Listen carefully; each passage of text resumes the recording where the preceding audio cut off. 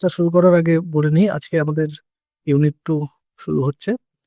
Unit 2 এ আমাদের রাসায়নিক গতিবিদ্যা আছে, এখান থেকে 5 নম্বর, 5 নম্বরই আছে কোথায়। আহ, তো তার আগে তোমাদের যেটা বলে নিই, তোমরা আমাদের এই যে নেক্সট শনিবার আসছে, মানে নেক্সট সপ্তাহে শনিবার, তো ওখানে আমরা ইউনিট 6 অর্থাৎ নাইট্রোজেনিয়াস অর্গানিক কম্পাউন্ড থেকে আমরা কিন্তু পরীক্ষা নেব, যেমন আমাদের অন্য চ্যাপ্টারগুলোতে পরীক্ষা হয়েছে। তো তার জন্য তোমাদের যারা পরে জয়েন করেছো, যারা হয়তো সেই পুরোনো পড়াগুলো পড়ছো, সব পড়া ছেড়ে দিয়ে তোমাদের কেমিস্ট্রিতে আমি এই চ্যাপ্টার মানে এই ইউনিটটা আবার আহ, এই ইউনিটটা চালিয়ে যেতে হবে। পাশাপাশি তোমাদের ওই যে ইউনিট 6 এর 4টা ভিডিও আছে, আর ইউনিট 6 এর হচ্ছে সবচেয়ে তোমাদের অর্গানিকের সহজ চ্যাপ্টার, ছোট ছোট বিক্রিয়া। ওখান থেকে 7 নম্বর আছে অর্গানিকের, 5 নম্বর। মানে ইউনিট 5-এ 5 নম্বর, সেই তুলনায় এখানে অনেক কম খেটে কিন্তু তোমাদের 7 নম্বর তোমরা ইজিলি স্কোর করতে পারবে। ওকে। তো এই বিষয়টাকে মাথায় রেখে তোমাদের কি করতে হবে, যে নাইট্রোজেনিয়াস কম্পাউন্ডটা কিন্তু এই সপ্তাহের মধ্যে, মানে শনিবারের মধ্যে কমপ্লিট করে নাও। আর আমি তোমাদের এই শনিবারের মধ্যে আশা করি রাইমার্টিনেরও সলিউশন গুলো দিয়ে দিতে পারবো। আপাতত আমি ভিডিও করে না দিতে পারলেও, ভিডিও হয়তো তোমরা একটু পরে পাবে, কিন্তু আমি তোমাদের পিডিএফ দিয়ে দেবো। তো তোমরা তাহলে ওইগুলো করতে থাকবে, পাশাপাশি এই চ্যাপ্টারও তোমাদের কভার করে নিতে হবে। আহ চলো তাহলে আজকে আমরা শুরু করছি রাসায়নিক গতিবিদ্যা। ওকে। রাসায়নিক গতিবিদ্যার প্রথমে আমরা যেটা নিয়ে আলোচনা করব, বিক্রিয়ার হার। দেখো, একটা যখন বিক্রিয়া ঘটবে, রিয়াক্ট্যান্ট, ধরো এটা রিয়াক্ট্যান্ট, রিয়াক্ট্যান্ট থেকে প্রোডাক্ট হবে। তো ধরো কোনো একটা রাসায়নিক বিক্রিয়া রিয়াক্ট্যান্ট থেকে প্রোডাক্ট হচ্ছে। এবারে বিক্রিয়া যখন যা স্টার্টিং হবে, তো স্টার্টিং এ ধরো এর যা গাঢ়ত্ব থাকবে, রিয়াক্ট্যান্টের যে গাঢ়ত্ব থাকবে সেটা হাইয়েস্ট থাকবে। প্রোডাক্টের গাঢ়ত্ব এই মুহূর্তে কি, 0 থাকবে। এখানে ধরো রিয়াক্ট্যান্টের গাঢ়ত্ব এই মুহূর্তে C। তাহলে বিক্রিয়া যেই চলতে থাকবে, এই যে রিয়াক্ট্যান্টের গাঢ়ত্ব পরপর কমতে থাকবে, প্রোডাক্টের গাঢ়ত্ব পরপর বাড়তে থাকবে। তারপরে একটা সময় পরে আমরা দেখবো, সাম্যাবস্থায় তোমরা পড়েছো ক্লাস 11-এ, একটা অবস্থায় হবে এমন, যেখানে রিয়াক্ট্যান্ট থেকে প্রোডাক্ট, আবার প্রোডাক্ট গুলো আবার রিয়াক্ট্যান্ট হয়ে যাচ্ছে। যার ফলে একটা সময় দেখা যাবে যে গাঢ়ত্বটা সবার কনস্ট্যান্ট হয়ে গেছে। এটা পরপর এইখানে এই গ্রাফটা দেখলে বুঝতে পারবে। ধরো এখানে এ হচ্ছে বিক্রিয়া বিক্রিয়ক পদার্থ ছিল, এ থেকে বি হচ্ছে। তাহলে এর গাঢ়ত্ব দেখো পরপর, প্রথমে একবারে যখন টাইমটা 0 ছিল, টাইম যখন 0 ছিল তখন তার গাঢ়ত্ব দেখো একবারে এইখানে ছিল, ধরো একটা নির্দিষ্ট গাঢ়ত্ব ছিল। এবারে বিক্রিয়া যেই টাইম শুরু হচ্ছে, বিক্রিয়া যেই চলতে থাকছে, তাহলে কি হচ্ছে দেখো, এই এর গাঢ়ত্ব পরপর পরপর কিন্তু কমতে আছে। কমতে কমতে কমতে কমতে একটু পরে কিন্তু সেটা আর একবারে এখানে 0 হয়ে যাবে না, মানে এখানে থেকে যাওয়া তো 0। সেটা দেখবে একটু পরে এরকম আমরা যদি আরো বাড়াই, তাহলে দেখবে এটা সরলরেখা হয়ে যাচ্ছে। তার মানে সময়ের সঙ্গে সঙ্গে আর কিন্তু আমার এর গাঢ়ত্বটা কমছে না, এটা কনস্ট্যান্ট হয়ে গেছে। আবার দেখবে একই রকম ভাবে বি এর গাঢ়ত্ব, একবারে যখন বিক্রিয়ার শুরুতে বি এর গাঢ়ত্ব 0 ছিল, তাহলে বি এর গাঢ়ত্ব পরপর পরপর বাড়ছে বাড়ছে বাড়ছে, একটা সময় পরে বি এরও গাঢ়ত্ব একটা নির্দিষ্ট জায়গায় চলে আসবে। অর্থাৎ এই যে সময়টায়, এইখানে দেখো, এইখানে এই টাইমের পরে, এইখানে যদি যে টাইমটা পাওয়া যাচ্ছে, এই টাইমের পরে কিন্তু বিক্রিয়ক এবং বিক্রিয়কের গাঢ়ত্বটা মানে অনুপাতটা ধ্রুবক হয়ে যাচ্ছে, মানে আর বাড়ছে না কমছে না। তো এই সময়টা বলবো কি, যে এটা সাম্যাবস্থায়, বিক্রিয়াটা সাম্যাবস্থায় চলে আসছে। তোমরা বিক্রিয়ার সাম্যাবস্থা একটু ক্লাস 11-এ সেকেন্ড সেমিস্টারে পড়েছো, একটু যদি মনে করো আইডিয়া করো হয়ে যাবে। ওখান থেকে খুব একটা বেশি লাগবে না কিছু, শুধু জাস্ট এই যে নলেজটা জানলেই বুঝতে পারবে যে রিয়াক্ট্যান্টের গাঢ়ত্ব পরপর আমাদের কমতে থাকবে, আর প্রোডাক্টের গাঢ়ত্ব পরপর বাড়তে থাকবে, এবং একটা সময় পরে তাদের গাঢ়ত্বটা স্থির হয়ে যাবে। এটাই হচ্ছে সিম্পল কথা। এবারে আমরা প্রথমে এই যে রাসায়নিক গতিবিদ্যায় তাহলে আমরা কি জানি, না বলা হচ্ছে যে থার্মোডাইনামিক্স থেকে আমরা মুক্ত শক্তির মান দেখে আমরা বুঝতে পারি যে বিক্রিয়াটা স্বতঃস্ফূর্ত হবে কি হবে না। আমরা জানি, আগের চ্যাপ্টারে আমরা পড়ে এসেছি যে থার্মোডাইনামিক্সেই, ওটা থার্মোডাইনামিক্সেরই ধারণা, মুক্ত শক্তির মান যদি ঋণাত্মক হয় তবে বলবো যে বিক্রিয়াটা স্বতঃস্ফূর্ত কি স্বতঃস্ফূর্ত নয়। তাহলে থার্মোডাইনামিক্স থেকে বিক্রিয়াটা হবে কি হবে না, স্বতঃস্ফূর্ত অস্বতঃস্ফূর্ত, মানে বিক্রিয়াটা হবে আর হবে কি হবে না সেটা আমরা জানতে পারি। কিন্তু থার্মোডাইনামিক্সে একটা বিষয় জানতে পারি না, সেটা হচ্ছে বিক্রিয়ার গতি বা রেট সম্বন্ধে আমরা কিন্তু কিছু আইডিয়া পাই না, যেটা কিন্তু রাসায়নিক গতিবিদ্যাতে পাবো। তাহলে সেই জন্য বলা হচ্ছে রসায়ন বিজ্ঞানের যে শাখায় রাসায়নিক বিক্রিয়ার হার এবং বিক্রিয়ার ক্রিয়াকৌশল নির্ধারণ করে সেই বিশেষ শাখাটিকে, মানে যে রসায়নের যে শাখা বিক্রিয়ার হার এবং বিক্রিয়ার ক্রিয়াকৌশল নির্ধারণ করে, রসায়নের যে শাখা, মানে যে শাখায় আমরা বিক্রিয়ার হার জানতে পারি, বিক্রিয়াটা কি ক্রিয়াকৌশলে ঘটবে সেটা জানতে পারি, সেই শাখা, রসায়নের সেই শাখাকে বলবো কি, রাসায়নিক গতিবিদ্যা। জাস্ট সিম্পল একটা আইডিয়া দেওয়ার জন্য জাস্ট এটা মনে রাখবে যে রাসায়নিক গতিবিদ্যার কারণে আমরা কি পড়তে চলেছি না, রাসায়নিক, আমরা মেন এই রাসায়নিক বিক্রিয়ার হার নিয়েই আলোচনা বেশি করবো। আর একটু আমরা ক্রিয়াকৌশল, শেষের দিকে কিছু ক্রিয়াকৌশল একটু পার্ট আছে তোমাদের লেভেলে, সেই একটু ক্রিয়াকৌশল সম্বন্ধে আমরা একটু আইডিয়া করতে পারি। চলো এবারে আমরা তাহলে এই বিষয়ে আমরা যেটা প্রথমেই যেটা পড়বো যে বিক্রিয়ার হার, এই যে বিক্রিয়ার হার সম্বন্ধে জানতে পারি। তাহলে এই বিক্রিয়ার হার বিষয়টা কি? বিক্রিয়ার হার বিষয়টা এটাই যে সময়ের সঙ্গে সঙ্গে, হ্যাঁ, প্রতি একক সময়ে, একটা সময়ের সঙ্গে সঙ্গে বললাম বিক্রিয়াজাত পদার্থের গাঢ়ত্ব বাড়তে থাকে, বিক্রিয়ক পদার্থের গাঢ়ত্ব কমতে থাকে। তাহলে রাসায়নিক বিক্রিয়া চলাকালীন প্রতি একক সময় বিক্রিয়কের গাঢ়ত্বের যে পরিমাণ হ্রাস ঘটে, তাহলে বিক্রিয়কের গাঢ়ত্ব যে পরিমাণ হ্রাস ঘটে বা বিক্রিয়াজাত পদার্থের যে পরিমাণ বৃদ্ধি ঘটে একক সময়, মানে একক সময় মানে কিন্তু সেটা হার হয়ে গেল। মানে আমি বলতে চাইলাম, ধরো আমি যদি একটা উদাহরণ নিয়ে দেখি, এ থেকে বি হচ্ছে, ধরো 20 সেকেন্ড পরে, বিক্রিয়াটা 20 সেকেন্ড পরে, হ্যাঁ 20 সেকেন্ড পরে ধরো এর গাঢ়ত্ব আছে এক্স, এর গাঢ়ত্ব আছে ওয়াই, 20 সেকেন্ড পরে। ওকে, তাহলে দেখো, তাহলে প্রথমে একটু প্রথমে একটু জেনে নেওয়া উচিত যে বিক্রিয়ার শুরুতে যখন টি সমান 0, তখন বিক্রিয়কের গাঢ়ত্ব, ধরো এটা ছিল এক্স, হ্যাঁ এটা তখন 0 ছিল। ওকে, যে কোনো একটা নিয়ে আমি ভাবলেই চলবে। তাহলে টি যখন 20 সেকেন্ড, অর্থাৎ 20 সেকেন্ড পরে ধরো এর গাঢ়ত্বটা হয়ে গেল, তখন বললাম এর গাঢ়ত্ব কমবে। এর গাঢ়ত্ব ধরো কমে গেল এক্স মাইনাস এ, মানে এ গাঢ়ত্ব কমে গিয়ে তাহলে গাঢ়ত্বটা কত হলো, এক্স মাইনাস এ। তাহলে এ গাঢ়ত্বটা এর কমে গেছে, কিন্তু এর গাঢ়ত্ব বেড়ে যাবে।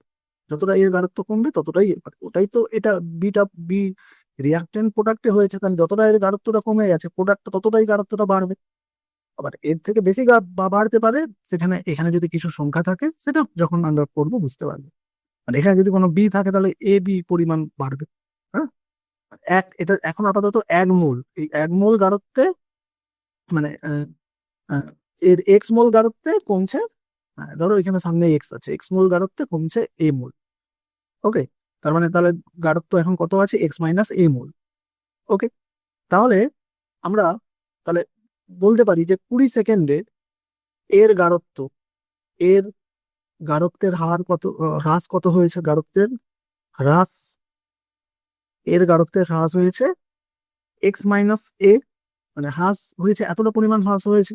তাহলে 1 সেকেন্ডে কতটা হ্রাস হয়েছে, 1 সেকেন্ডে আমি বলবো তাহলে নিশ্চয়ই একক একক সময়ে তাহলে হ্রাস কতটা, এক্স মাইনাস এ বাই 20। তাহলে এইটাই কি, এইটা একক সময়ে গাঢ়ত্বের হ্রাস, একক সময় গাঢ়ত্বের হ্রাস, তাহলে এত।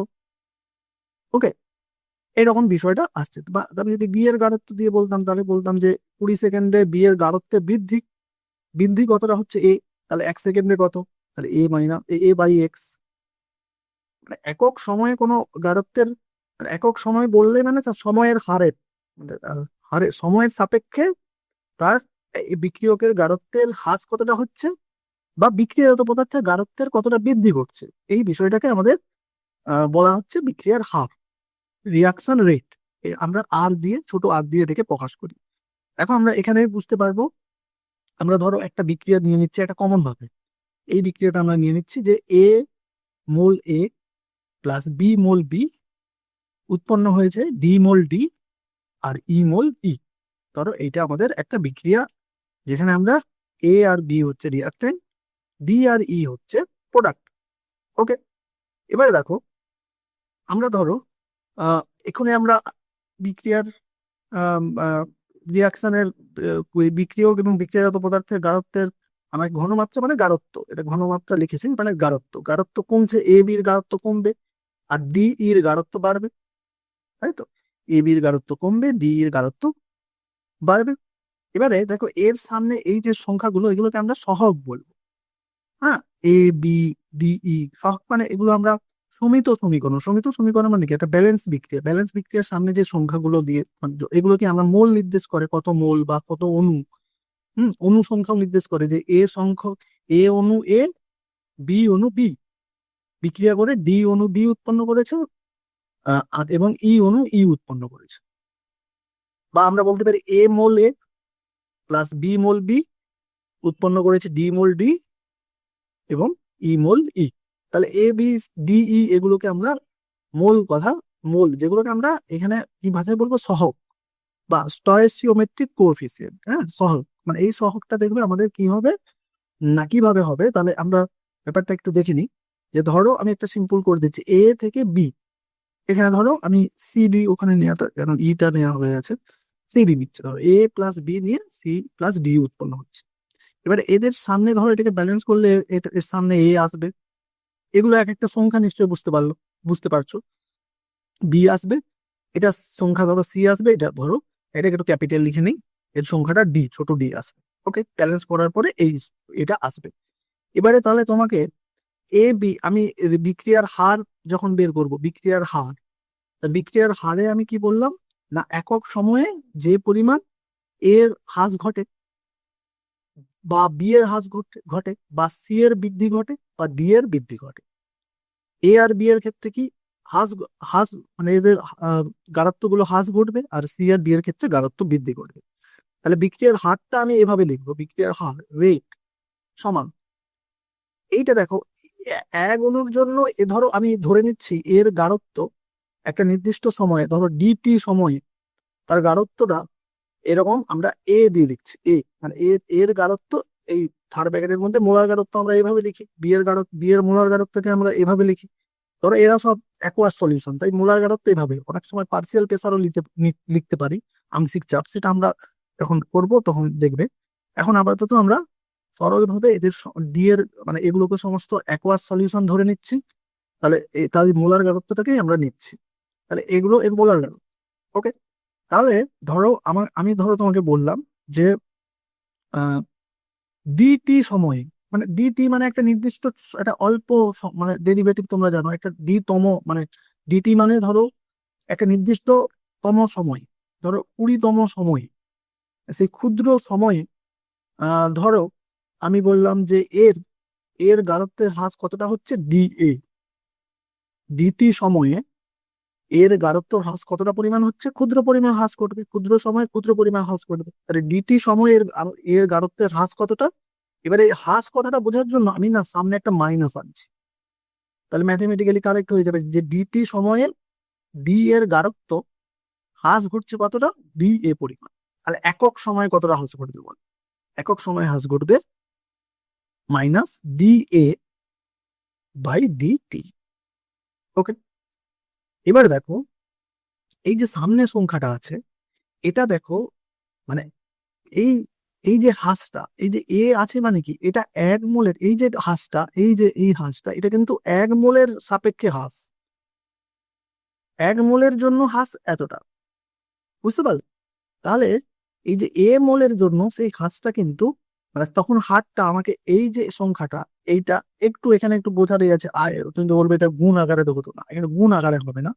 মানে একটা জিনিস, মানে এ যদি আহ এত পরিমাণ একক সময়ে তার এতটা পরিমাণ হ্রাস ঘটে এক মোলের জন্য, তার এ মোলের জন্য সেই হ্রাসটা হবে 1/a D A by D টি।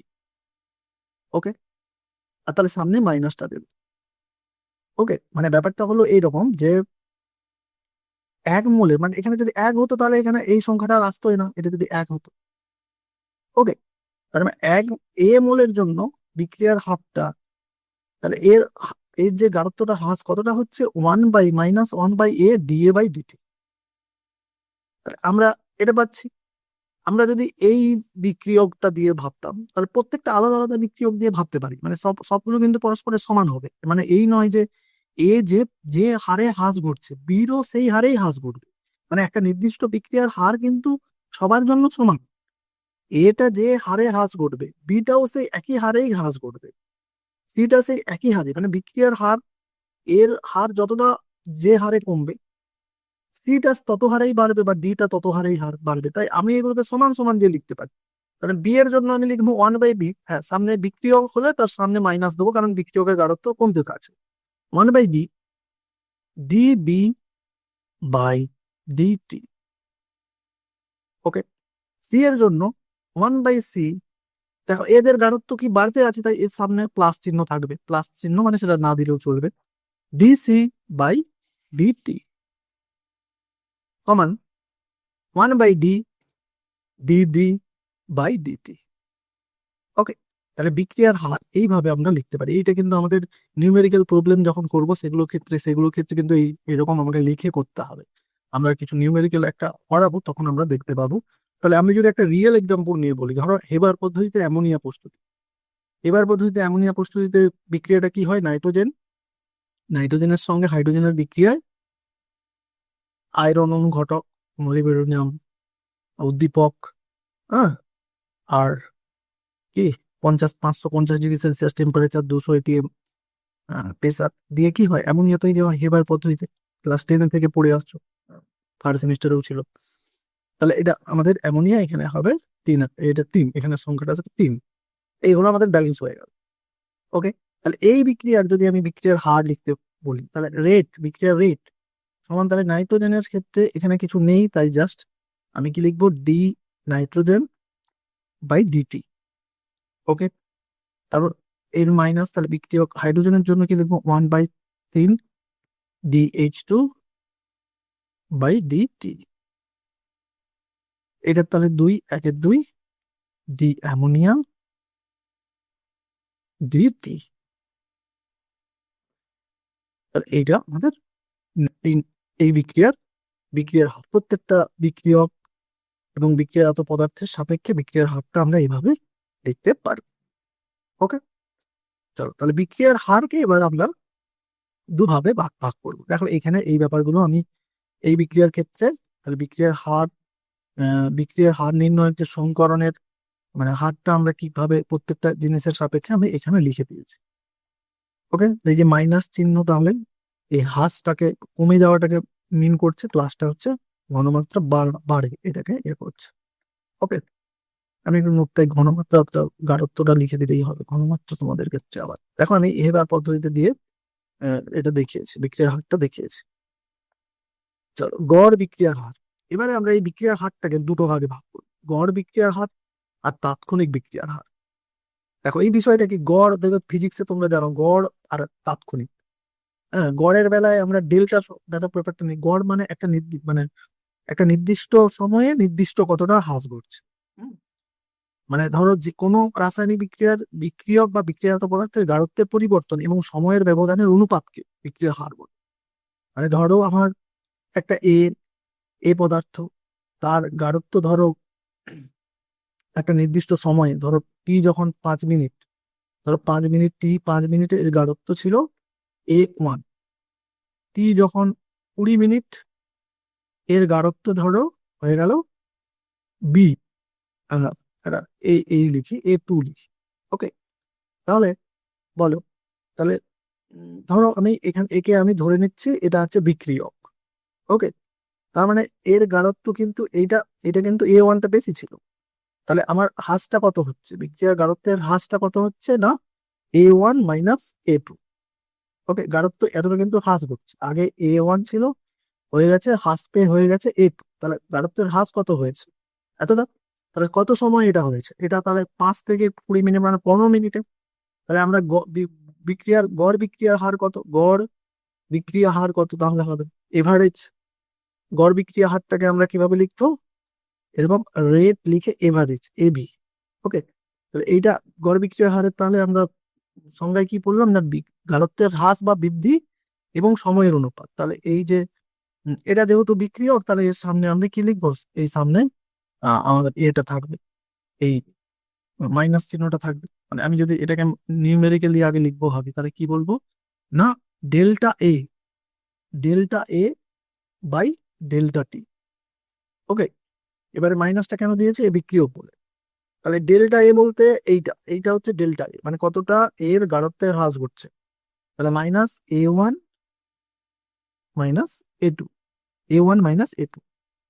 এবার কতটা সময় পর, এরকম কিন্তু অঙ্ক টঙ্কগুলো আমাদের করতে হতে পারে, তবে এই অঙ্কগুলো কম আছে। আমাদের মেন এখান থেকে অঙ্ক আসবে প্রথম ক্রম বিক্রিয়া থেকে, প্রথম ক্রম বিক্রিয়া থেকে বেশিরভাগ কোশ্চেন আসে। তাহলে এইটা, তাহলে গড় বিক্রিয়ার হার মানে গড়ের যা কনসেপ্ট সেটাই, যে গড় বিক্রিয়া হার বলতে আমরা তাহলে এটাকে আমরা এভাবে লিখবো। আর এবার দেখো নোটটা আমি না এবার ফাইনাল করি আমি আজকে এই অল্প টাইমের মধ্যে। আজকে আমাদের একটু, আমি একটু বিজি ছিলাম কাজে, তো অল্প টাইমের আমি নোট তোমাদের কালকের মধ্যে এটা ফাইনাল করে নোটটা দিয়ে দেবো। হ্যাঁ এখানে লেখা আছে আর এইভাবে। তাহলে দেখো এইটা আমি এখানে যদি ওই আছে, যদি কখনো সংখ্যাটা আসে, তাহলে সেই সংখ্যাটা একই রকম ভাবে দেখো এখানে, তাহলে এটা কিভাবে লিখেছি আর এভারেজ। এই বিক্রিয়ার ক্ষেত্রে আর এভারেজ সমান ধরো তোমাকে আমি ধরে নিলাম, তাহলে এইটা মাইনাস 1/2, এটা 2 আছে, তাহলে এইটাকে ডেল্টা দেখো, ডেল্টা চিহ্নটা আছে, ডেল্টা মানে একটা সময়ের ব্যবধানে, এটা সময়ের ব্যবধান বা এটা একটা গাঢ়ত্বের কতটা গাঢ়ত্ব হ্রাস হয়েছে, এক্স্যাক্টলি কতটা গাঢ়ত্ব একটা নির্দিষ্ট সময়ের অন্তরালে এই গাঢ়ত্বের হ্রাস কতটা হয়েছে সেটা। ধরো H2O, ডেল্টা H2O মানে একটা এই ডেল্টা টি সময়ে কতটা গাঢ়ত্বের হ্রাস ঘটেছে, ডেল্টা H2O। আর তাহলে আমরা যদি এটাকে জলের সাপেক্ষে লিখবো বলি, তাহলে এই মানে এই এর সাপেক্ষে তখন এর সামনে প্লাসই থাকবে একই রকম ভাবে। হ্যাঁ সরি, এখানে ডেল্টা ডি আর ডেল্টা আসবে, ডিটা ওই তাৎক্ষণিক রূপের বেলায় আসবে।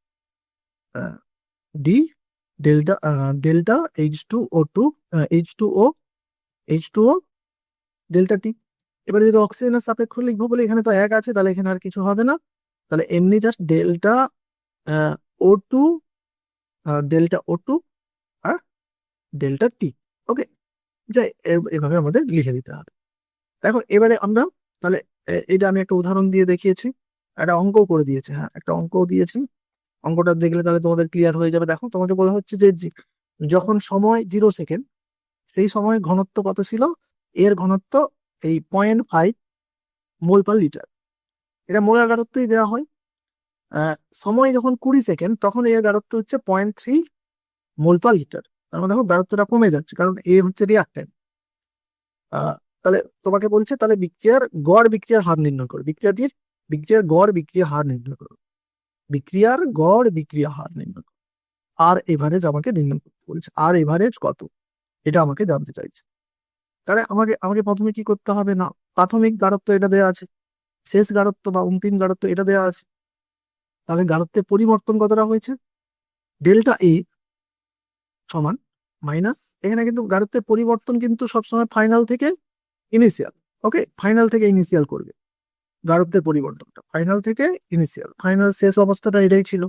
আমি বোধহয় আগে হয়তো ওই ইনিশিয়াল থেকে ফাইনাল করে দিচ্ছি, হ্যাঁ এখানে কিন্তু পরিবর্তনটা সবসময় ফাইনাল থেকে ইনিশিয়ালি হয়। দেখবে ওই জন্যই তো মাইনাস চিহ্নটা দিয়েছি, পরে সেটা মাইনাসে মাইনাসে প্লাস হয়ে যায়। আমি আগের এসে নিউমেরিক্যালটা সেটা একটু আমার তাহলে ভুল দেখানো হয়ে গেছে। প্রথমে সবসময় আমরা কোনো একটা পরিবর্তন ফাইনাল টু ইনিশিয়ালি করি, তাহলে ফাইনাল হয়েছে 0.3 আর মাইনাস 0.5, তাহলে হয়ে গেল -0.2, -0.2। তাহলে সময়ের পরিবর্তন কত, 20 সেকেন্ড -0, তাহলে এখানেও ফাইনাল টাইম কত ছিল 20, তাহলে ইনিশিয়াল ছিল 0, তাহলে 20 টু 0 করলে 20 সেকেন্ড। তাহলে দেখো এবারে আমরা এই যে দেখো এই মাইনাস, এই জন্য সবসময় বিক্রিয়ার হার তো আর মাইনাসে হবে না, তাই এই দেখো এই যে মাইনাসে মাইনাসে প্লাস হয়ে যাবে, বিক্রিয়ার হার সবসময় পজিটিভ, বিক্রিয়ার হার তো সবসময় তোমার গাঢ়ত্বের হ্রাস মানে বিক্রিয়ার হারটা সবসময় পজিটিভ হবে। যে একটা বিক্রিয়ার হার সেটা তো নেগেটিভ হবে না, মানে একটা তো রেট থাকবে, নেগেটিভে তো বিক্রিয়ার হার হতে পারে না। মানে একটা একটা যে কোনো একটা বিক্রিয়ার গাঢ়ত্বের হ্রাস ঘটছিল বা বৃদ্ধি ঘটবে, কিন্তু সেই বিক্রিয়ার হার গাঢ়ত্বের হ্রাসের যে হার, সেটা তো একটা পজিটিভ জিনিসই আসবে। এই জন্য দেখো মাইনাস মাইনাস, এই মাইনাসে মাইনাসে ইয়ে হয়ে দেখো তাহলে উত্তরটা কি, দেখো আমরা তাহলে পেলাম কি, এখানে তো এর এর বলেছে, এর সামনে তো কিছু নেই, তাহলে জাস্ট আমি কি লিখেছি, এটা মাইনাস ডেল্টা এ বাই, যেমন আমরা সূত্র করে এলাম ডেল্টা টি, তাহলে ডেল্টা এ তো আমাদের বেরোলো এটাই, মাইনাস তাহলে এটা বেরোলো দেখো -0.20 বাই কি, আমাদের সময় বেরিয়েছে 20 সেকেন্ড। তাহলে হিসাব করে আমরা দেখতে পাচ্ছি তার এই, হ্যাঁ এটা এককটা অবশ্যই করে নিতে নিতে হবে, আর একক কি এককটাও আমি একটা আলাদা করে করবেন। মানে বিক্রিয়ার হারের একক তো সবসময় এখান থেকে আমরা পেয়ে যাব যে বিক্রিয়ার হারের একক কি হবে। বিক্রিয়ার হারের একক কি হবে, দেখো বিক্রিয়ার হার সবসময় পাচ্ছি কি, রেট সবসময় পাচ্ছি আমরা যে বিক্রিয়ক বা বিক্রিয়াজাত পদার্থের গাঢ়ত্ব। তার গাঢ়ত্বের একক মোলার গাঢ়ত্ব যদি হয় মোল পার লিটার, গাঢ়ত্বের একক মোল পার লিটার। আর এইটা আমরা পাচ্ছি কি d A by d t. Okay, বা আমরা পাচ্ছি d A delta A by delta t, যে কোনো যেটাই হতে পারে, এটা বা এটা। আর দুটো উপরেও কি গাঢ়ত্ব, গাঢ়ত্বের একক হচ্ছে মোল পার লিটার। আর টি, টি হচ্ছে সময়, সময় কি সেকেন্ড। ওকে, তাহলে হচ্ছে কি একক কি হবে মোল পার লিটার, আর সেকেন্ডটা উপরে চলে যাবে মানে সেকেন্ড ইনভার্স, মানে পার সেকেন্ড, মোল পার লিটার পার সেকেন্ড, মোল পার লিটার পার সেকেন্ড। তাহলে বিক্রিয়ার যে কোনো তাৎক্ষণিক বিক্রিয়ার হার হোক আর গড় বিক্রিয়ার হার হোক, তাহলে বিক্রিয়ার হারের একক মোল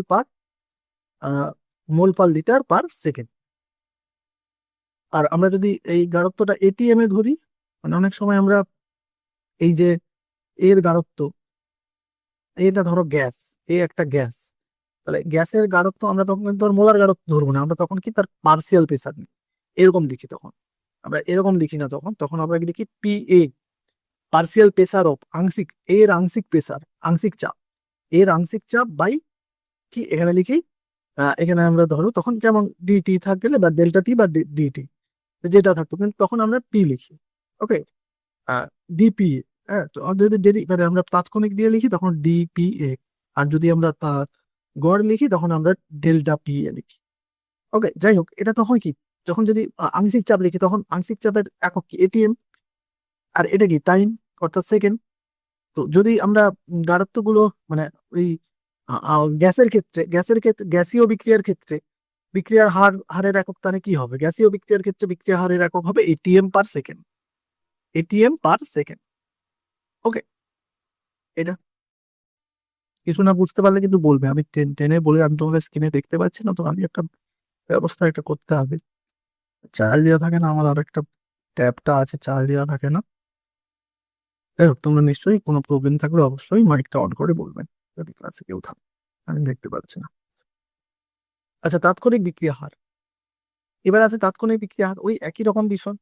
তাৎক্ষণিক বিক্রিয়া কি কোনো একটা নির্দিষ্ট মুহূর্তে, ধরো আমি আর বলবো না যে 20 সেকেন্ডে কতটা হ্রাস হয়েছে, আমি বলবো 20তম সেকেন্ডে বিক্রিয়ার হারটা কত। 20তম সময়ে বিক্রিয়ার হারটা মানে এই যে 20তম সময়ে তাহলে একটা নির্দিষ্ট পদার্থের গাঢ়ত্বটা কতটা আছে 20তম সময়ে, এবং তাহলে 20 দিয়েছে তাকে 20তম সময়ে, মানে ওই 20 সময়ে ডেল্টা টি তখন করে দিলে কি, ডেল্টা টি দিয়ে আমরা ভাগ করে দিলে ডেরিভেটিভ যাকে বলে, ডেরিভেটিভের কনসেপ্ট যদি ম্যাথ না থাকে মেজর সাবজেক্টে, তাহলে একটু মুখস্থ করে নেবে আর কি, এখানে ডেরিভেটিভ গুলো কোনো চাপ নেই। ডেরিভেটিভ ইন্টিগ্রেশন তোমাদের তো একটু মুখস্থ করেই চালাতে হবে, যাদের ম্যাথ নেই বলছে। কোনো নির্দিষ্ট মুহূর্তে, এই যে নির্দিষ্ট মুহূর্তে, এখানে এখানে একটা টাইম ইন্টারভেল নয়, একটা নির্দিষ্ট মুহূর্তে একেবারে কোনো রাসায়নিক বিক্রিয়ক বা বিক্রিয়াজাত পদার্থের গাঢ়ত্বের পরিবর্তনের হারকে তাৎক্ষণিক বিক্রিয়া হার বলে। ওকে, তাৎক্ষণিক বিক্রিয়া হার বলে। তাহলে এই যে বিক্রিয়াটা আছে, তাহলে এই বিক্রিয়ার আমরা তাৎক্ষণিক বিক্রিয়ার একই রকম ভাবে আমরা বের করব, শুধু এখানে ডেল্টার বদলে, মানে ডেল্টা কথাটার বদলে আমরা ডেরিভেটিভ নেব। ধরো আমার এখানে ধরো আমার আছে কি, কোনো একটা ধরো এ থেকে বি নিয়ে নিচ্ছে, এখানে এ আছে, এটা থেকে ধরো পি হচ্ছে, পি হচ্ছে প্রোডাক্ট হচ্ছে। ওকে, তাহলে আহ তাহলে আমরা কিভাবে লিখবো তাৎক্ষণিক, আমরা এটাকে লিখবো রেট আইএনএস, ইনস্ট্যান্ট, হ্যাঁ, ইনস্ট্যান্ট রিয়াকশন রেট, তাৎক্ষণিক বিক্রিয়া হয়। তাহলে সমান কি হবে, তাহলে একই রকম ভাবে -1/a, আর এইটাকে আমরা এখানে ডেল্টা না লিখে লিখবো ডেরিভেটিভ, ডিএ বাই ডিটি।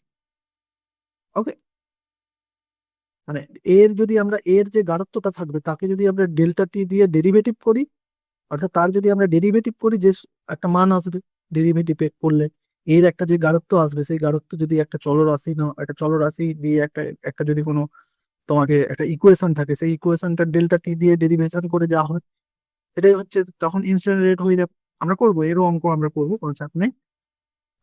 এর 1/p, তাহলে 1/p এটা হচ্ছে ডিপি বাই ডিটি, পিটাকে আমরা এরকম লিখে দিতে পারি পি এর গাঢ়ত্বের ডেরিভেটিভ আমরা করছি, সময়ের সাপেক্ষে ডেরিভেটিভটা করছি। তাহলে চলো আমরা অঙ্ক করলেই এরও আমি একটা অঙ্ক রাখছি, সেই অঙ্কটা দেখলেই বুঝতে পারবে। দেখো এর অঙ্কটা ইম্পর্টেন্ট আছে। দেখো কি আছে না, একটা বিক্রিয়া দিয়ে দিয়েছে, দিয়ে বলছে যে এখানে NO2 কি একটা বিক্রিয়াজাত পদার্থ, NO2 ঘনত্ব 20 সেকেন্ডে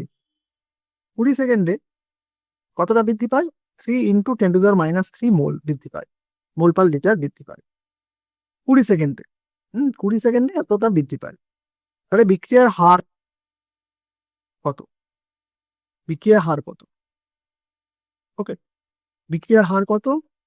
আর বলতে চাইছে যে N2O5 এর ক্ষয়ের হার কত, এর হ্রাসের হার কত? ক্ষয়ের হার বলতে হ্রাসের, মানে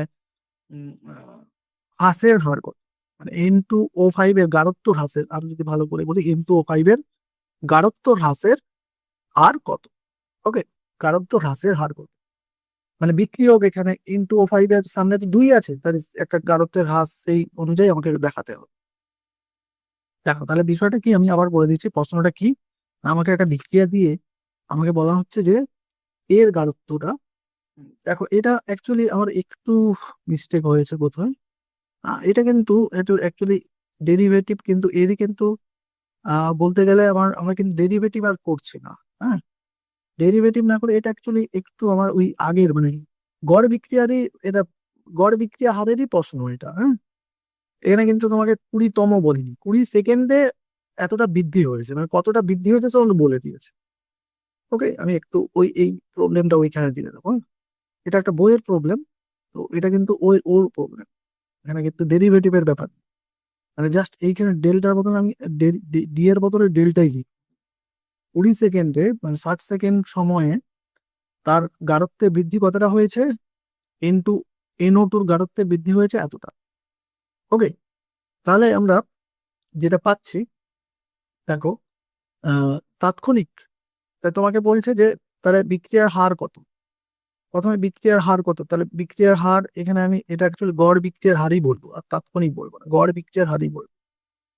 একটু আমাকে এটা ঠিক করে নিতে হবে। গড় বিক্রিয়ার হার সমান, যেমন লিখি যে এটা এটা কি, এটা তো এন NO2টা তো এই 4 আছে, এর সামনে 4 আছে, তাই আমরা যেভাবে লিখবো 1/4।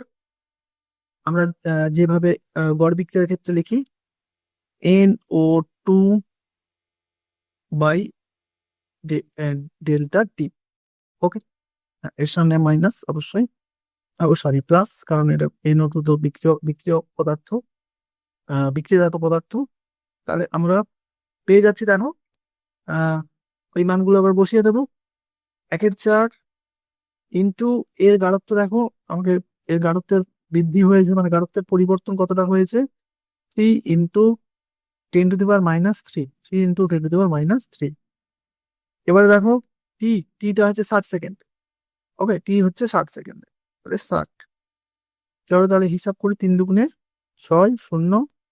তাহলে আমরা পাচ্ছি কি এটা আহ 4 যেমন বোধ হয়,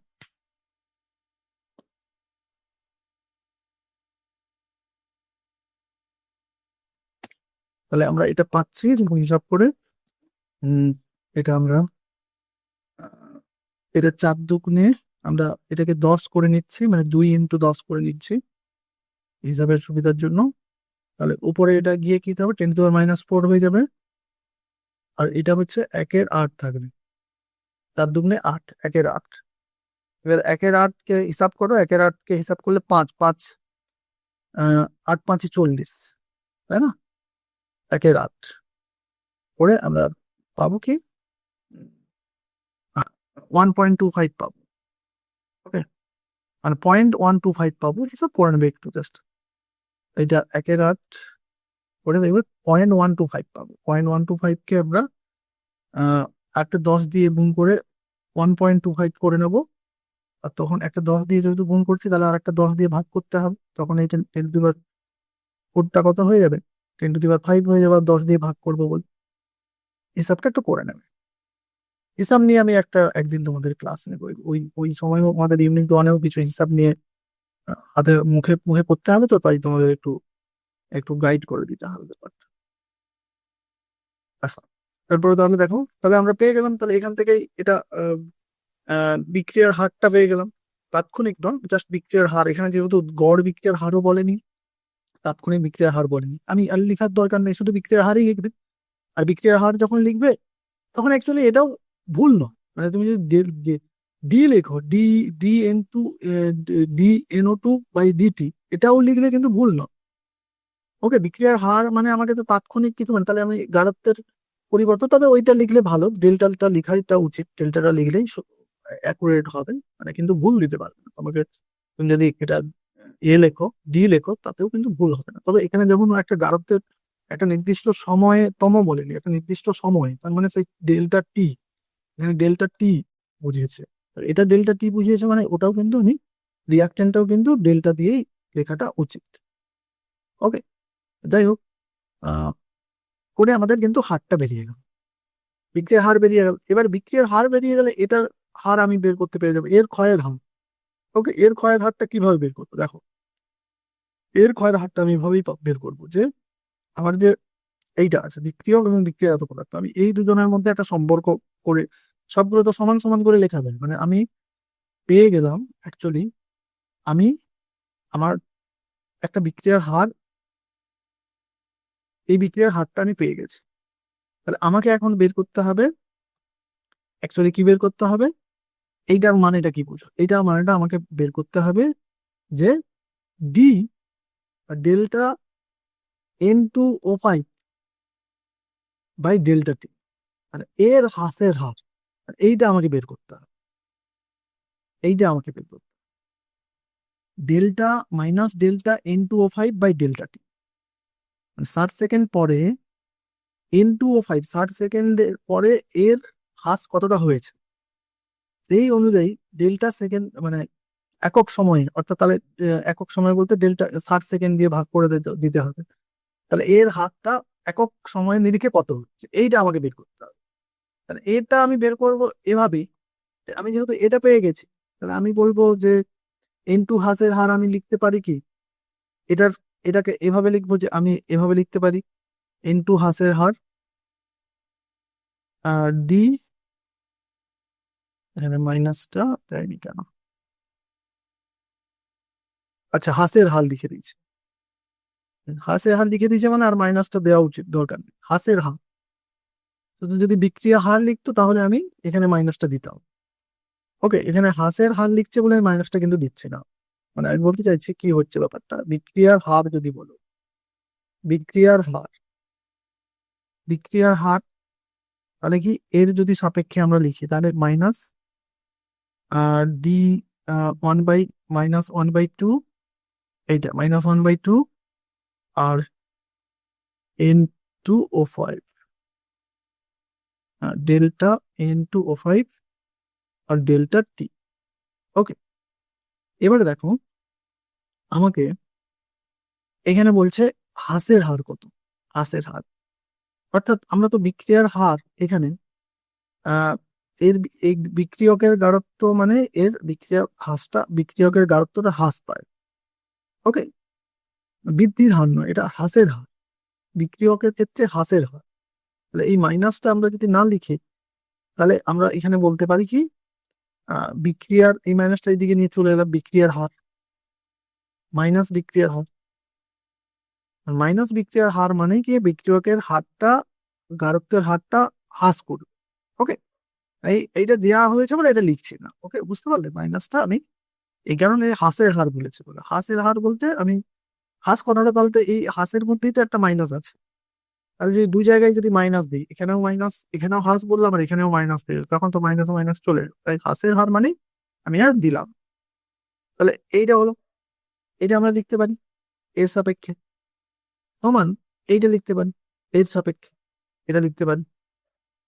ওকে, তাহলে দেখো আমরা এটা, এইটা মানে কি বলতো, এইটা মানে কিন্তু আমরা পেলাম, যদি তুমি দেখো, তাহলে আমরা কিন্তু এইটা অলরেডি পেয়ে গেছি, এই যে আহ এইটা সমান এই 1/4 এন, এটা কিন্তু পেয়ে গেছি অলরেডি। ওকে, তাহলে দেখো এইটা আমরা যদি এখানে বসিয়ে দিই, হ্যাঁ, তাহলে কি এই যে 1/4, এই মানটা তো আমরা পেয়ে গেছি, এইটা তো এইটা 1.25, ইন্টু 10⁻⁵।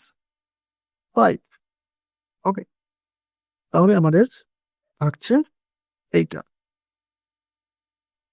এইটা তাহলে এইটা সমান কি হবে? এই যে 1/2 আছে, তাহলে এইটা কি উপরে 2 দিয়ে গুণ হয়ে যাবে, এর নিচে তো 1/2 আছে, তাহলে এইটা সমান কত? মানে শুধু এইটা ওটা আমরা পেয়ে গেলাম। 2 দিয়ে তাহলে তাও গুণ করেছে, আচ্ছা 2 দিয়ে এখানে ভাগ করলো। হ্যাঁ,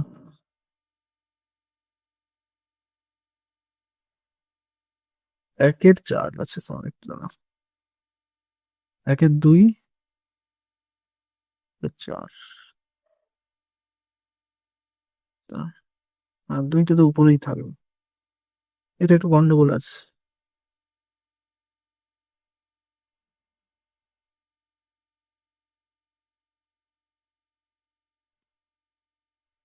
1/2 ডি, ডি নয়, সবগুলো ডেল্টাই লেখো, ডিও লিখতে পারো যেটা বললো, d2n/5/dt ডেল্টা টি, 1/4 1/4 NO2/dt। ওকে, তাহলে ডেল্টা ইন্টু 5 আমার এইটা চাই ভাই, ডেল্টা টি। অ্যাকচুয়ালি আমি এখানে মাইনাসটা দিতেও পারতাম, তাহলে এখানে মাইনাসটা রেখে দিতাম, এখানে আমি মাইনাসটা দিতেও পারতাম, অত টেকনিক্যালি গিয়ে লাভ নেই, যেমন লিখি তেমন মাইনাসটা দিলাম, তাহলে মাইনাসটা দিয়ে এখানে রেখে দিলে এটা হাসের হাল বুঝে যাচ্ছে। সমান তাহলে দাঁড়াচ্ছে 2টা কিন্তু ওই দিকে চলে যাচ্ছে, 2 × 1/4 এইটা আমরা পেয়ে গেছি, দেখো এইটা আমরা এখানে পেয়ে গেছি, তাহলে আমি এখানে হিসাবটা তাহলে আমার ভুলই হয়েছে। 1/4 1/4 dNO2/dt এটা তো আমরা পেয়ে গেছি অলরেডি, এই মানটা তো এটাই, তাহলে এটা 2 দিয়ে কিন্তু গুণ হবে। ওকে, এটা কখনোই 5×10, তাহলে এটা একটু তাহলে ভুল আছে, বুঝতে পারলে? এটা ভাগ হবে না, এটা 2 দিয়ে গুণ হবে, ঠিক আছে? তাহলে আমি এটা কারেক্ট করে দেবো, আজকে আমি খুব তাড়াহুড়োর মধ্যে নোটটা করেছি। চলো এবারে আমাদের ভর ক্রিয়া সূত্র, ভর ক্রিয়া সূত্রটাও কিন্তু খুব ইম্পর্টেন্ট, কোশ্চেন নিয়ে আসে ভর ক্রিয়া সূত্র লেখো, ভর ক্রিয়া সূত্রটি কি লেখো। দেখো ভর ক্রিয়া সূত্র বলতে আমরা বিক্রিয়ার হার, যেমন বিক্রিয়ক গুলো বা বিক্রিয়াজাত পদার্থের একক সময় যে পরিমাণ হ্রাস ঘটছে বিক্রিয়ক পদার্থের, বা বিক্রিয়াজাত পদার্থের একক সময় যে পরিমাণ বৃদ্ধি ঘটছে, গাঢ়ত্বের বৃদ্ধি ঘটছে, সেটাকে বিক্রিয়ার হার বলি। তাহলে এবারে বিক্রিয়ার হারটা আমরা আরো একভাবে বলতে পারি, সেটা হচ্ছে ভরক্রিয়া সূত্র দিয়ে বলতে পারি। বিক্রিয়ার হার আমরা ভরক্রিয়া সূত্রের সাহায্যেও বলতে পারি। ভরক্রিয়া সূত্রটা কি বলছে না, নির্দিষ্ট উষ্ণতায় কোনো মুহূর্তে রাসায়নিক বিক্রিয়ার হার, কোনো মুহূর্তে, তাহলে কোনো মুহূর্ত মানে বুঝতে পারলে এটা কিন্তু তাৎক্ষণিক বিক্রিয়ার হারকে নির্দেশ করছে, মানে ভরক্রিয়া সূত্র দিয়ে আমরা তাৎক্ষণিক বিক্রিয়ার হারটাই কিন্তু আমরা পেতে পাই। নির্দিষ্ট উষ্ণতায় কোনো মুহূর্তে রাসায়নিক বিক্রিয়ার হার ওই মুহূর্তে উপস্থিত বিক্রিয়কগুলির সক্রিয় ভরে উপযুক্ত ঘাত বিশিষ্ট গুণফলের সঙ্গে সমানুপাতিক। আবার বলছি, ভরক্রিয়া সূত্রটা কিন্তু বুঝিয়ে নিয়ে কিন্তু পরীক্ষা আসে, বললাম না ভরক্রিয়া এতক্ষণ যে কোশ্চেন গুলো দিলাম ডেফিনেশন টাইপের কিছু আসে না, এটা ডেফিনেশন টাইপের আসে, যে নির্দিষ্ট উষ্ণতায় কোনো মুহূর্তে রাসায়নিক বিক্রিয়ার হার ওই মুহূর্তে উপস্থিত বিক্রিয়কগুলির সক্রিয় ভরের উপযুক্ত ঘাত বিশিষ্ট গুণফলের সঙ্গে সমানুপাতিক। আমি এবার এক্সাম্পল নিয়ে একটা দেখালে বুঝতে পারবো।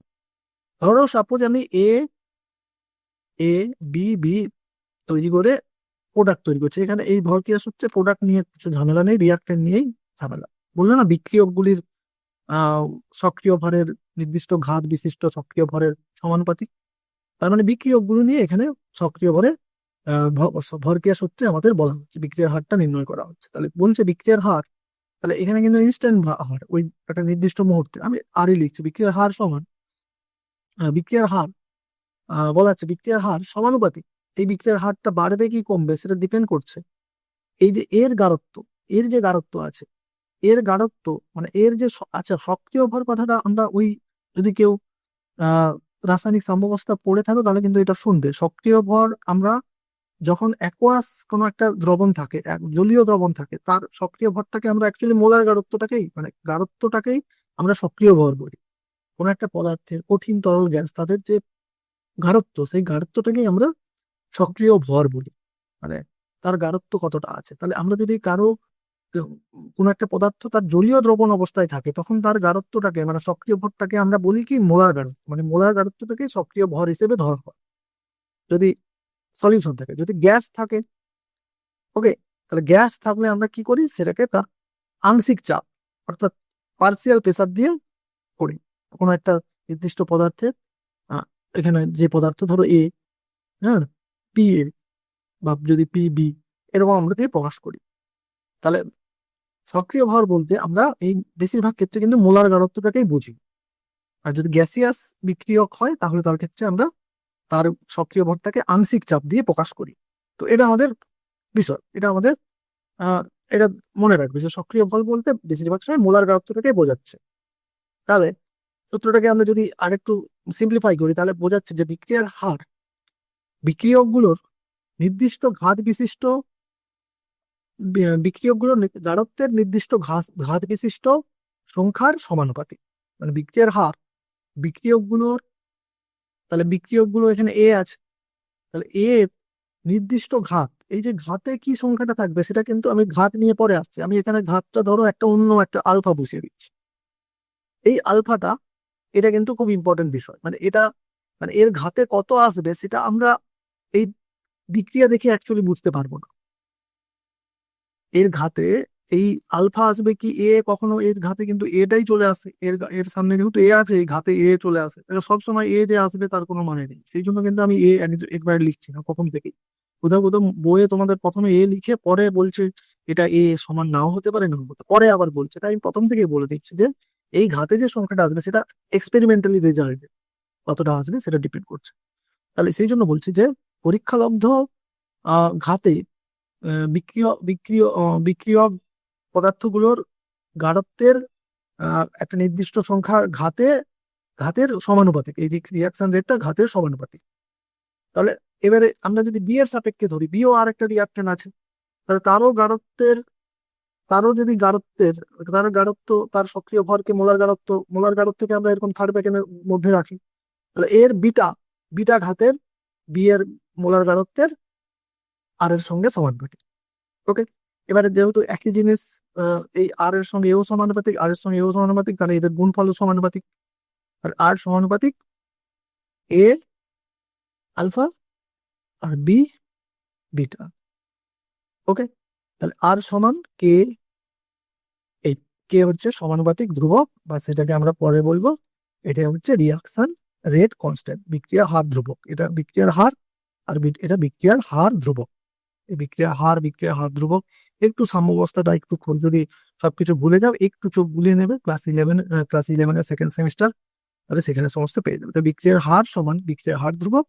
তাহলে এইটাই হচ্ছে সক্রিয় ভর সূত্রের ভরক্রিয়া সূত্রের গাণিতিক রূপ। দেখো আমি আবার যাচ্ছি, ভরক্রিয়া সূত্রে কি বলছে, নির্দিষ্ট উষ্ণতায় কোনো মুহূর্তে রাসায়নিক বিক্রিয়ার হার ওই মুহূর্তে উপস্থিত বিক্রিয়কগুলির সক্রিয় ভরের উপযুক্ত ঘাত বিশিষ্ট তাহলে মনে বুঝতে উপযুক্ত ঘাত বিশিষ্ট হতে পরীক্ষালব্ধ মানের ঘাত, উপযুক্ত ঘাত বিশিষ্ট গুণফলের, মানে এই সব সক্রিয় ভরগুলো আসবে, সক্রিয় ভরগুলোকে আমরা এখানে বিক্রিয়কগুলোর সক্রিয় ভরকেও যদি সক্রিয় ভরের বদলে মোলার গাঢ়ত্ব লিখতে চাও কোনো অসুবিধা নেই। যে মোলার গাঢ়ত্বের বেশিরভাগ ক্ষেত্রে যেহেতু মোলার গাঢ়ত্বটা আসবে, কেউ মোলার গাঢ়ত্ব লিখলেও তাকে নাম্বার দেবে। বিক্রিয়কগুলির মোলার গাঢ়ত্বের উপযুক্ত ঘাত বিশিষ্ট গুণফলের সমানুপাতিক।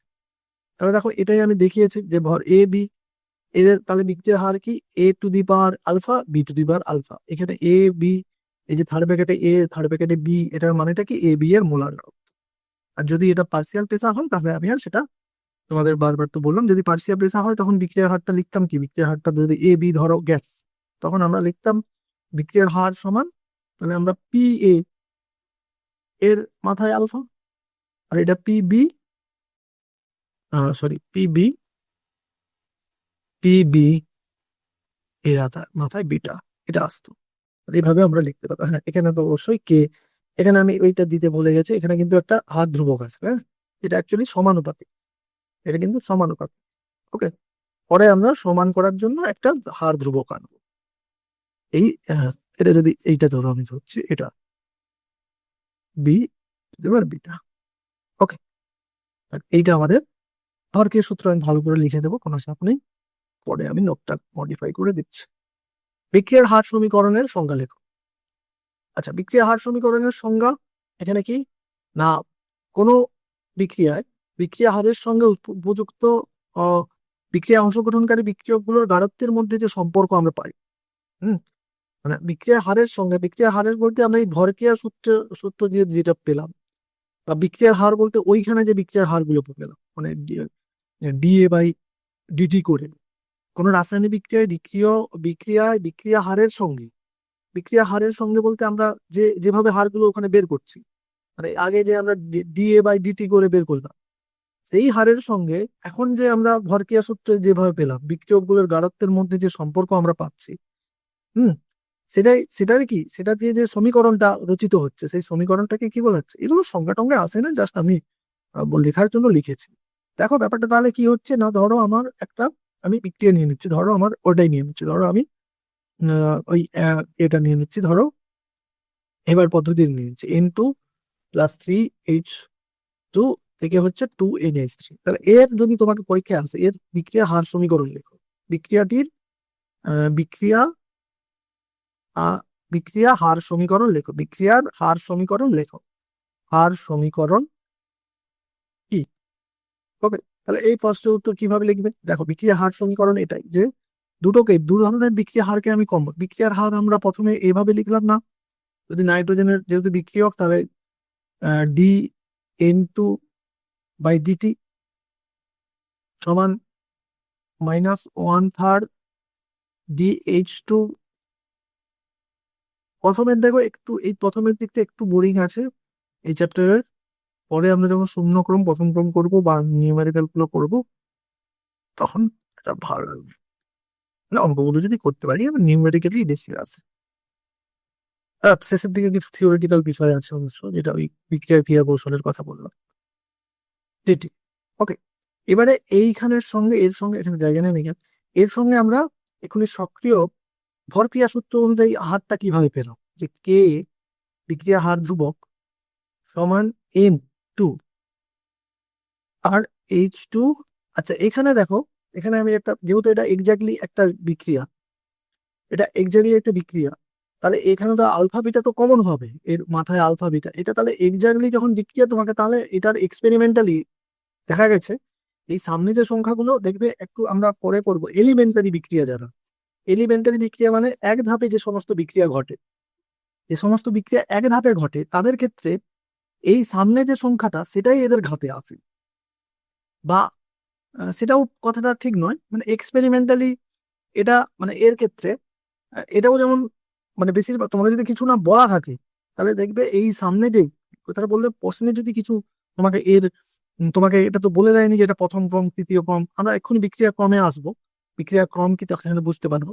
আমি যেটা বলতে চাইছি, সিম্পলিফাই করে আমি যেটা বলছি, তোমাকে কিছু বলেনি বিক্রিয়ার হার সমীকরণ লিখতে, এইখানে কি কি আসবে তুমি, তাহলে এইখানে যে যে যে এই বিক্রিয়ার সামনে যে সংখ্যাগুলো আছে বিক্রিয়কের সামনে, সেগুলো তার ঘাতে আসবে, অর্থাৎ এর এখানে নাইট্রোজেনের সামনে কিছু নেই, তাহলে ঘাতে 1 আছে, মানে 1 মানে লেখার দরকার নেই, তাহলে এর ঘাতে কি 3 চলে আসবে। ওকে, এর ঘাতে আমি 3 দিয়ে দিচ্ছি। তাহলে এই করে আমি যে এই সমীকরণটা পেলাম, একটা হচ্ছে এমনি আমরা তাৎক্ষণিক বিক্রিয়ার হাত দিয়ে যেটা লিখলাম,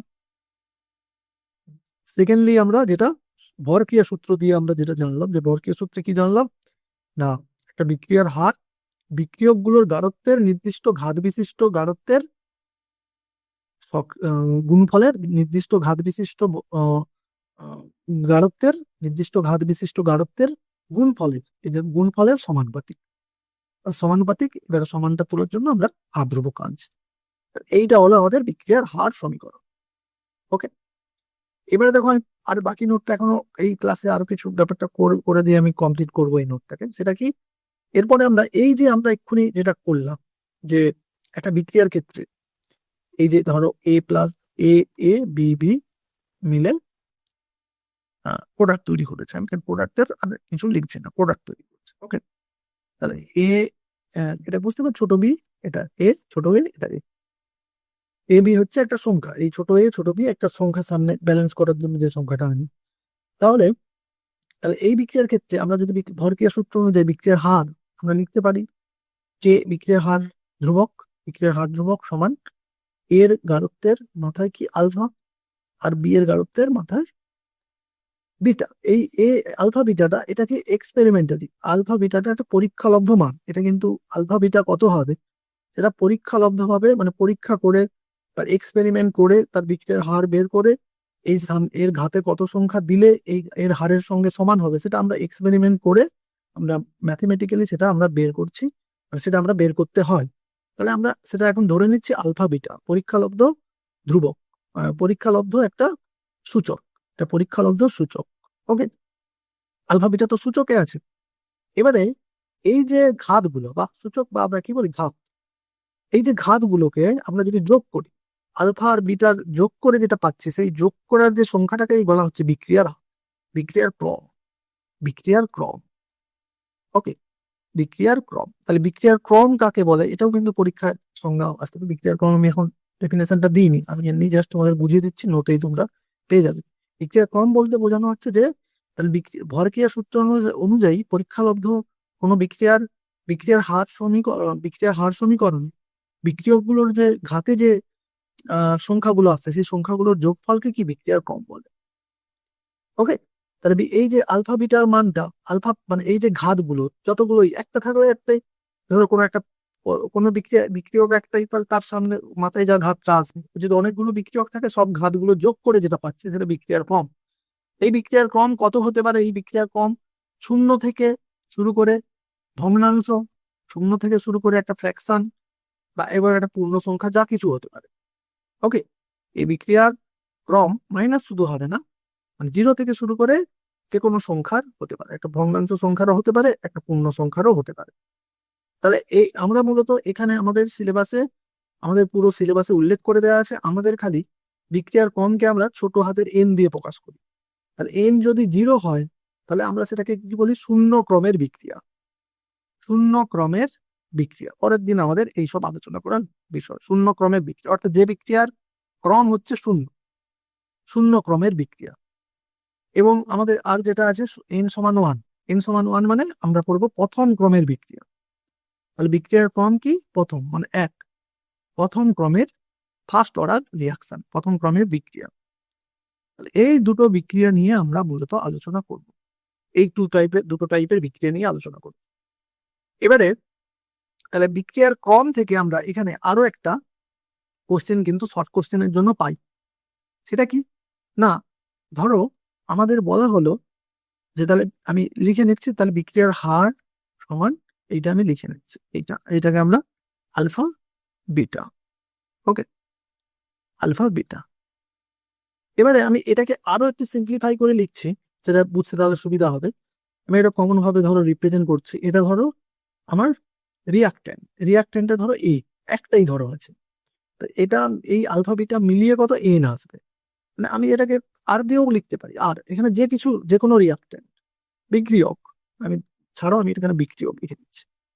বিক্রিয়ক সে একটা থাকতে পারে, দুটো থাকতে পারে, যতগুলো বিক্রিয়ক থাকবে ওগুলো গুনগুন আকারে থাকবে, বিক্রিয়ক। এই বিক্রিয়কের এই যে মাথা এন, এই এন মানে সেটাও হতে পারে alpha beta, alpha plus beta, gamma, যা কিছু হতে পারে। তাহলে আমি কমন ভাবে লিখতে পারি বিক্রিয়ার একটা বিক্রিয়ার হার সমান বিক্রিয়ার হার ধ্রুবক, বিক্রিয়ার হার ধ্রুবক ইন্টু বিক্রিয়কের বিক্রিয়ক, আচ্ছা এটা বিক্রিয়ক, বিক্রিয়কের ঘাতে এন মানে বিক্রিয়ার ক্রম। তাহলে এই বিক্রিয়ার ক্রম কত? এই বিক্রিয়ার ক্রম, বিক্রিয়ার ক্রম তাহলে এক্সপেরিমেন্টালি বিক্রিয়ার এই ঘাতে কতটা আছে? এন, তাহলে বিক্রিয়ার ক্রম এন। ওকে, বিক্রিয়ার ক্রম এম। এবারে আমি তোমাকে প্রশ্ন করলাম যে বিক্রিয়ার তাহলে হার ধ্রুবক কত? হার ধ্রুবক মানে হার ধ্রুবকের একক কত? সরি, হার ধ্রুবকের একক কত মানে কে এর একক কত? একক কি মানে কে এর একক বিক্রিয়া টু বিক্রিয়া ডিপেন্ড করে, মানে শূন্য ক্রম বিক্রিয়ার বিক্রিয়ার হারের একক, বিক্রিয়ার হার ধ্রুবকের একক, সরি বিক্রিয়ার হার ধ্রুবকের একক লিখে নেই, বিক্রিয়ার হার ধ্রুবকের একক সেটা বিক্রিয়া টু বিক্রিয়া ডিপেন্ড করে, বিক্রিয়ার হার ধ্রুবক, হার ধ্রুবক। তাহলে এই বিক্রিয়ার হার ধ্রুবকের একক বা কে এর এককটা কি হবে সেটা বিক্রিয়ার ক্রমের উপর ডিপেন্ড করছে। কিভাবে ডিপেন্ড করছে দেখেন, বিক্রিয়ার হারের একক কিন্তু ওই যে মোল পার লিটার পার সেকেন্ড, কিন্তু বিক্রিয়ার হার ধ্রুবকের একক আলাদা আলাদা হয়ে যাবে, কারণ কে সমান, দেখো বিক্রিয়ার কে সমান, তাহলে রিয়াকশন রেট বাই কি, বিক্রিয়ক বিক্রিয়ক টু দি পাওয়ার এন। ওকে, দেখো এবারে আমি যদি কে এর ইউনিট বলি, কে এর একক, কে এর ইউনিট আমি বের করতে চাইছি, তাহলে আমি কি বের করতে চাইছি, কে এর ইউনিট বের করতে চাইছি, তাহলে কে এর ইউনিট কি হবে, রিয়াকশন রেটের, রিয়াকশন রেটের একক কি, মোল পার লিটার পার সেকেন্ড। আর বিক্রিয়কের এটা তো গাঢ়ত্ব, এই যে থার্ড ব্র্যাকেটের মানে বিক্রিয়ক, এটা কি বিক্রিয়কের গাঢ়ত্ব বোঝাচ্ছে, বিক্রিয়কের গাঢ়ত্বের একক কি, মোল পার লিটার। এখানে বিক্রিয়কের গাঢ়ত্ব মোলার গাঢ়ত্ব মানে কি, মোল per litre, mole per litre, এর মাথায় কত, এন, এর মাথায় এন। ওকে, তাহলে দেখো উপরেও একটা মোল পার লিটার আছে, এটাকে আমি একটু ব্র্যাকেটের মধ্যে আলাদা করে নিচ্ছি। তাহলে এই দুটো হিসাব করলে দাঁড়াবে mole per litre to the power 1 - n। দেখো এই যে এখানে 1 আছে, 1 - n, সেকেন্ড ইনভার্স, তাহলে এইটাই দেখো, তাহলে এইটাই হচ্ছে কে একক, কে এর একক সমান, তাহলে তুমি এবারে এন এর মান জানলেই তুমি কি জানবে, কে এর একক বের করতে পারবে। এটা হচ্ছে কমন ভাবে তোমার কিন্তু মনে রাখতে হবে, এটা কিন্তু দিয়ে একটা শর্ট কোশ্চেন হয়, আমি কিছু কোশ্চেন অ্যান্সার করে দেবো আপনাকে, সেখানে তুমি বুঝতে পারবে কে এর একক মোল পার লিটার, তাহলে to the power 1 - n to the power second, second inverse. Okay, আরো একটা কে এর একক হতে পারে, সেটা কি, যদি আমি তো সবসময় রিয়াকশন রেট আমি বললাম লিটার পার এটি, মানে আমরা যখন মোলার গাঢ়ত্ব মানে সক্রিয় ভরটাকে আমরা এটিএম এ নিতে পারি, পার্সিয়াল প্রেসার অর্থাৎ এটিএম এ নিতে পারি, সেক্ষেত্রে কে এর ইউনিট, সেক্ষেত্রে এখান থেকেই তুমি যাও, এখান থেকেই আমি এখানে ছোট করে লিখে নিচ্ছি, রিয়াকশন রেটটা তখন কি হয় বলতো, এটিএম পার সেকেন্ড, আমরা সেখানেই বললাম এটিএম পার সেকেন্ড। আর বিক্রিয়কের তাহলে কি, বিক্রিয়কের গাঢ়ত্ব তাহলে এটিএম, পার্সিয়াল প্রেসার অর্থাৎ এটিএম, প্রেসার মানে এটিএম এর তার গাঢ়ত্ব, এটিএম এর তার একক, পার্সিয়াল প্রেসারের একক এটিএম, টু দি পাওয়ার কি এন। এটিএম দেখো বিক্রিয়কটা যদি গ্যাসিয়াস হয় তখন তার তার সক্রিয় ভরটাকে আমরা এটিএম দিয়ে লিখবো, তাহলে ATM to the power N, তাহলে উপরে বাচ্চা এটিএম আছে, তাহলে হচ্ছে কি ATM to the power 1 - n, এখানে 1 - n আর সেকেন্ড ইনভার্স। ওকে, তাহলে এটাও কিন্তু একটা একক।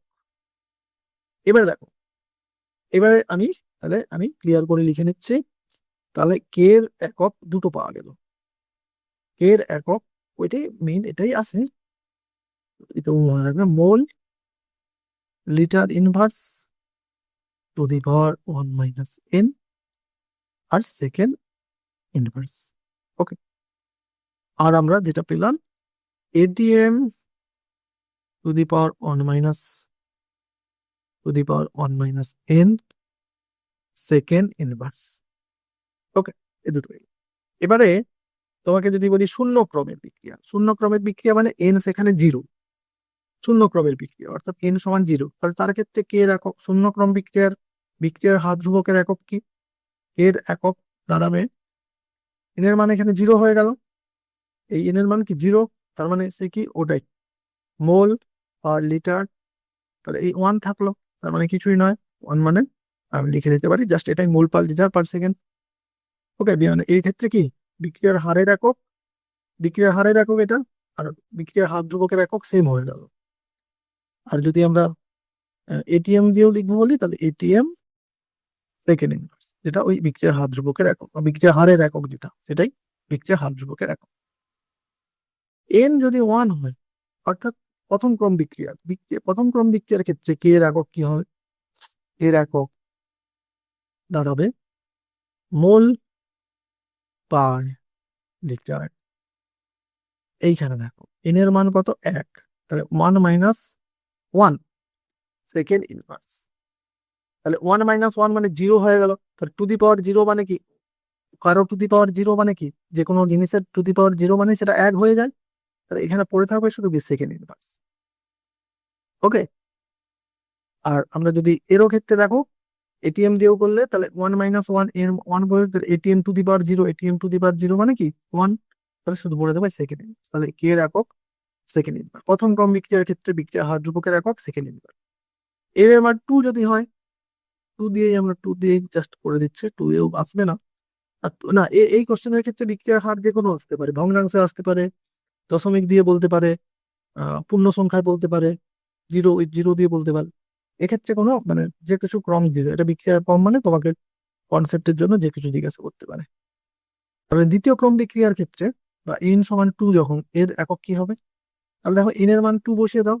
এখানে যদি 2 বসাও 1 - 2 মানে -1, তাহলে mole litre mole per litre to the power -1 second inverse. এবার টু দি পাওয়ার -1টাকে তুমি গুণ করো, তাহলে মোল ইনভার্স, তাহলে লিটার ইনভার্স ইনভার্স, মানে লিটার ইনভার্স ইনভার্স, মানে litre to the power -1 to the power -1, তবে এটা টু দি পাওয়ার গুলো গুণ হয়ে যায়, তাহলে -1 গুণ হয় কি +1, মানে শুধু শুধু লিখে দিলাম লিটার +1 লিটার সেকেন্ড ইনভার্স। ওকে, তাহলে ইউনিট কিন্তু দ্বিতীয় ক্রমের ক্ষেত্রে দেখো এটা হয়ে গেল। এটিএম দিয়ে যদি লিখতে চাই তাহলে দেখো এখানে 2 বসাও, 2 বসালে ATM to the power -1, ATM to the power -1 second inverse. তাহলে এরকম কিন্তু আমরা ইভেন আমাদের উল্টো ভাবে থাকে, কোনো একটা ইউনিট দিয়ে তোমাকে জিজ্ঞাসা করবে যে তুমি এর এটা কত ক্রমের বিক্রিয়া, আমরা সেরকম প্রশ্ন আমি করে দেবো, এখানে আমি আর দেখাচ্ছি না। কত ক্রমের বিক্রিয়া এরকম জিজ্ঞাসা করতে। এবারে এই প্রসঙ্গে একটু আর একটা টপিক আমি কভার করে নিই, সেটা হচ্ছে বিক্রিয়ার আণবিকতা। বিক্রিয়ার আণবিকতা, বিক্রিয়ার আণবিকতা।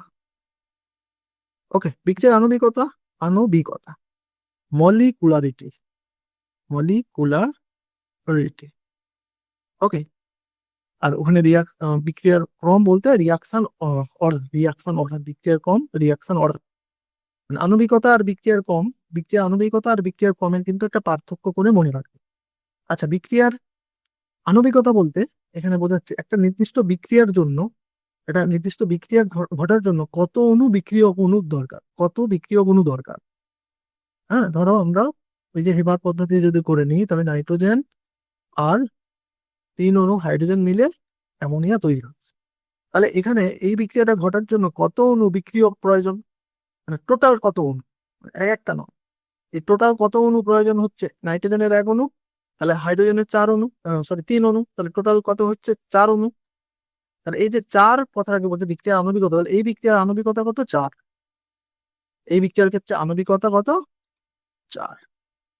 ওকে, তাহলে এই আণবিকতা বলতে একটা বিক্রিয়া ঘটার জন্য কত অণু বিক্রিয়ক প্রয়োজন, সেটাই তার বিক্রিয়ার আণবিকতা।